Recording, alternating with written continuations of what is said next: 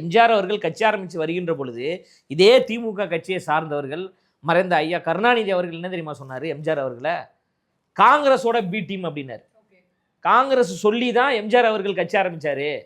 காங்கிரஸோட பி டீம்னு சொன்ன அதே திமுக தான் இன்று காங்கிரஸோடு கூட்டணி வச்சிருக்கு. அப்போ இங்கே ஒரு மாற்றம் வேண்டும், மக்களுக்கு நல்லது செய்ய வேண்டும் என்று யார் வந்தாலும் அவங்க என்ன சொல்லுவாங்க தெரியுமா? பிஜேபி பி டீம்னு சொல்லுவாங்க. ஐயா கமலஹாசன் அவர்கள் மக்கள் நீதி மையம்னு ஒரு கட்சி ஆரம்பித்து வருகின்ற பொழுது இதே திமுக வெக்கமே இல்லாமல் என்ன சொன்னாங்க? கமலஹாசன் அவர்களையும் பிஜேபி பி டீம்னு தான் சொன்னாங்க. பிஜேபி தான் கமலஹாசனை இயக்குதுன்னு சொன்னாங்க. இப்போ கமலஹாசன் ஐயா அவர்கள் எங்கே இருக்கார்?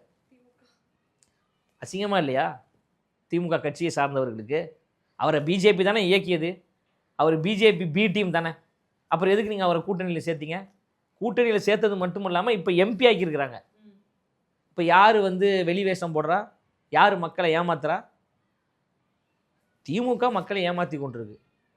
ஒரு குடும்பம் மட்டும் நல்லா இருக்குன்னு அவங்க நினைக்கிறாங்க. எங்கள் தலைவர் தமிழ்நாட்டில் இருக்கின்ற எல்லா குடும்பமும் நல்லா இருக்க வேண்டும் என்று நினைப்பவர் எங்கள் தலைவர்.